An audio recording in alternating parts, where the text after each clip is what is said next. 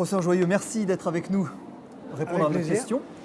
J'ai une petite question, un tout petit peu provocation. Vous n'avez pas peur pour votre vie? Non. Non. On me l'a dit déjà plusieurs fois, je fais attention dans mon rétroviseur. Oui, c'est vrai. D'accord? Quand même.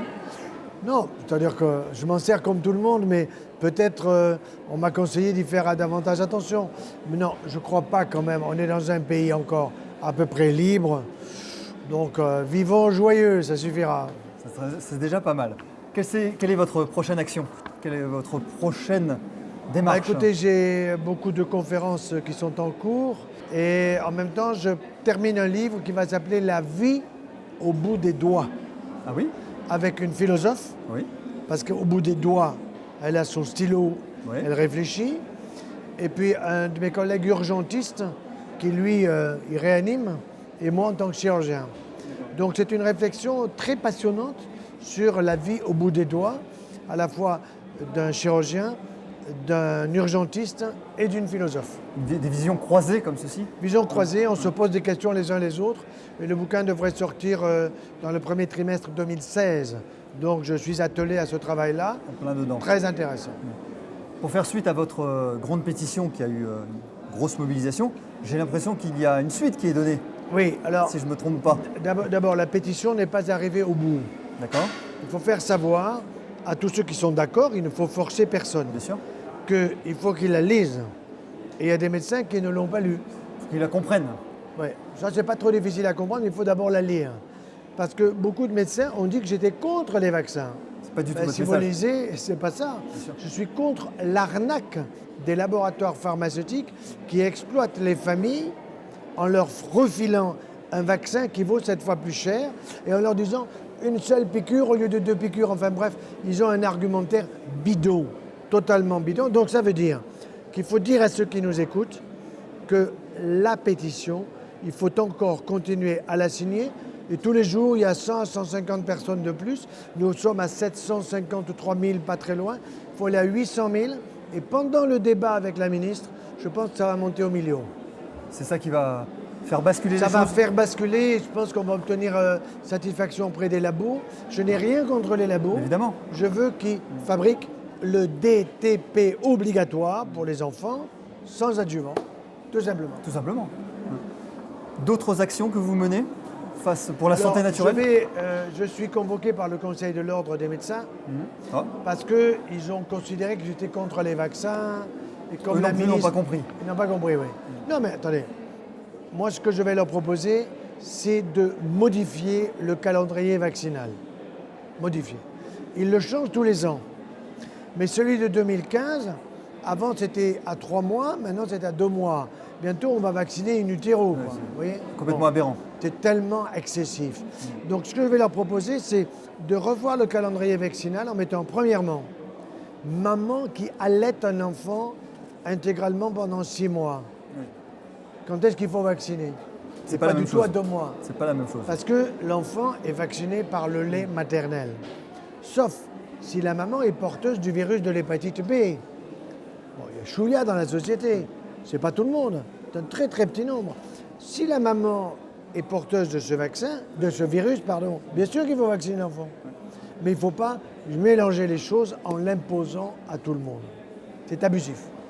J'imagine que l'action du PSN vous a quand même bien aidé. Bien sûr. Et j'imagine aussi que quelle gratification, quelle satisfaction de voir 3000 personnes venir. Alors, oui, aussi ça bien c'est très médecins. important parce que c'est très original ce congrès. Et je pense qu'il est en train de démontrer, en particulier aux autorités de la santé, que le grand public il s'intéresse à la santé. Il ne s'intéresse pas aux maladies. Ce qu'il veut, c'est la santé. Or, je suis prof de médecine. Dans les facultés de médecine, on enseigne la maladie. On n'enseigne pas trop la santé. Par exemple, quand vous avez une maladie, quelle qu'elle soit, cancer de l'estomac, typhoïde, on ne dit pratiquement que sur 2 lignes comment l'éviter. Vous voyez? On dit comment le traiter, comment faire le diagnostic, etc. C'est très juste, mais ça ne suffit pas. Or, le grand public, lui, qu'est-ce qu'il veut? Il veut maintenir sa santé. Et ça, je pense que les hommes et les femmes politiques sont capables de l'entendre et de le mettre en place prochainement. Ça ne va pas tarder. J'espère. grâce à l'IPSN et à SNI. Ça va bouger, oui. Mais l'originalité aussi de ce congrès, ce qu'on voit, ce qu'on ne voyait pas avant, Ouais. c'est qu'il y a du grand public, certes, mais aussi des médecins. Alors, il il n'y y a en pas a. que des praticiens de santé. Oui, vous avez des médecins homéopathes, Oui, mais vous avez des naturopathes, vous avez des ils ne sont pas Oui, mais nombreux des- quand même. Hein. Mais j'ai ils vu sont des là, pneumologues, ils sont- ouais. j'ai pas vu beaucoup de gynécos. Ça va venir. Ça va venir, oui. Il faut être patient. Ne vous inquiétez pas. Ils viendront tous On va travailler. et tous diront qu'ils étaient là dès le premier jour. c'est J'ai ça. pas de souci. Lors de votre conférence ce matin, quel était le message, le principal message que vous vouliez faire passer? S'il y avait un... Oui, je vais vous dire, on vous fait croire qu'un jour ou l'autre, vous allez avoir un Alzheimer ou le Parkinson. Vous allez perdre la mémoire. Et si jamais vous avez oublié votre clé ou je ne sais quoi à Ça y la est, maison, panique à bord. ça y est, vous êtes sur le chemin. On cherche à nous stresser. Et le stress n'est pas bon. Le stress, il réduit l'immunité. Et en même temps, quand vous êtes stressé, vous caressez votre estomac. Vous avez des comportements qui ne sont pas des comportements, si vous voulez, de santé, mais qui sont des comportements d'angoissé, de stressé. Vous allez prendre des trucs pour dormir, contre la déprime, contre l'anxiété. Le remède est contre tout. Ah ben le en remède permanence. augmente l'Alzheimer. Mais qui c'est qui paye le remède? C'est la Sécu. Et la Sécu, c'est qui? C'est chacun d'entre nous. Vous comprenez? Or, la Sécu, elle a un budget qui est extrêmement grave en négatif. Donc, c'est là que la ministre de la Santé, pour laquelle j'ai le plus grand respect, devrait m'écouter pour dire il faut vacciner vraiment ceux qui en ont besoin, on va faire des économies. Ça, c'est très important. Et d'autre part, il faut se méfier de ces médicaments qui sont prescrits d'une manière excessive à des gens qui n'en ont pas besoin. Voilà. Et ça, on peut définir les gens qui ont besoin des médicaments, mais ce n'est pas au labo à le définir. C'est à nous, les médecins, à dire qui en a besoin. C'est vous les compétents, les sachants. Mais bien sûr. Question un peu naïve, pourquoi elle ne vous écoute pas?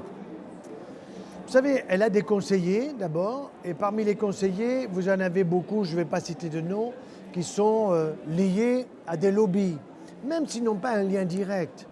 Ils ont des rendez-vous très réguliers, je sais comment ça passe dans les ministères, j'y suis déjà allé plusieurs fois. Vous avez des rendez-vous les uns après les autres qui se succèdent, et vous avez des lobbies qui sont extrêmement bien organisés. Ce n'est pas simplement qu'ils peuvent vous inviter à dîner, c'est pas ça, mais ils sont très malins, très intelligents, et ils font des publicités avec ce qu'on appelle des allégations santé. Ça veut dire qu'on vous fait croire que c'est bon pour votre santé, alors que ça va ne faire que des complications.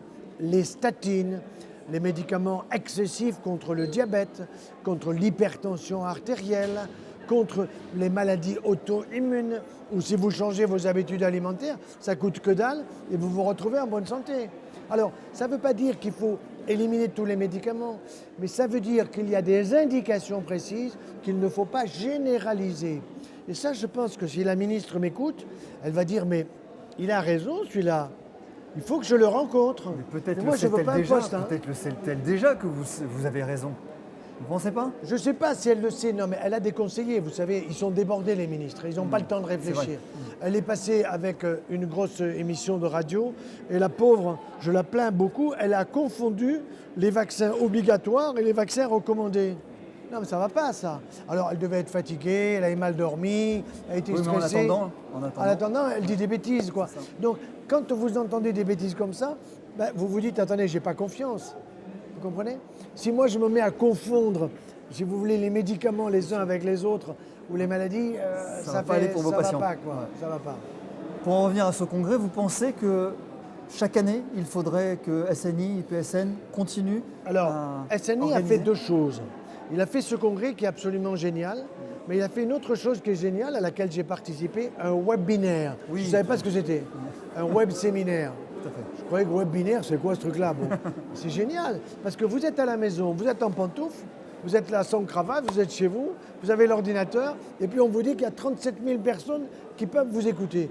C'est fabuleux. C'est un peu fatigant parce que je l'ai fait pendant 2 heures, mais en même temps, au bout du compte, on se dit, c'est gratos, tout le monde peut vous écouter. Vous avez un couple très sympa qui va sélectionner les questions et vous répondez aux questions. C'est formidable. Vous pensez que c'est un modèle qui Oui. pourrait À mon pérenniser avis, il y a deux votre choses à action? faire. Ça, mais ça, il faut peut-être aussi le faire en province, dans les grandes villes. Marseille, Lyon, Lille, vous voyez. Et puis les webinaires, il faut en faire peut-être pas trop, mais facilement un par trimestre. Donc peut-être que d'autres pourraient. Ah ben, il faut en faire un porter par votre exemple parole sur les aussi. vaccins. Oui, c'est ça. Je viens de sortir un bouquin sur les vaccins. Les vaccins, comment s'y retrouver? Le premier titre, c'était Comment s'y retrouver sans perdre la santé. Et puis j'ai un collègue, un académicien de médecine, il me dit joyeux, votre bouquin, je l'ai vu, il est bien, mais non, le titre, Supprimer sans perdre la santé. Je dis, monsieur, est-ce que vous me le préfacez? Est-ce que j'aurai l'honneur d'une préface? Alors il me dit, écoutez, je vais regarder ça de plus près.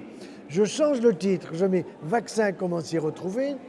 Puis il me dit, vous savez, ça m'ennuie de le préfacer vis-à-vis de mes collègues à l'Académie de médecine, etc. Ouais. Quand même, hein. Ouais. Ça a la vie Bon. dure, hein. Ouais, ça la vie. Mais ça fait rien. Je l'ai écouté. Ouais. C'est Vous avez un changé sage. aussi. Ouais. Il a dit supprimer sans perdre la santé. J'ai supprimé. Voilà. Il est à sortir quand? Ah, ça y est, il sort. Je croyais qu'il était là. Mais c'est vaccin, comment s'y retrouver? Point d'interrogation, bien sûr. Parce que c'est la jungle. On ouvre après, on ouvre. Voilà, tout à fait. En tout cas, merci d'avoir pris ce temps pour Avec nous grand plaisir et répondre. surtout, toute l'équipe d'IPSN et de SNI, franchement, bravo. Dites-leur directement parce que Ah ben oui. effectivement, c'est C'est- une organisation extraordinaire. Franchement, ils ont fait un travail fabuleux.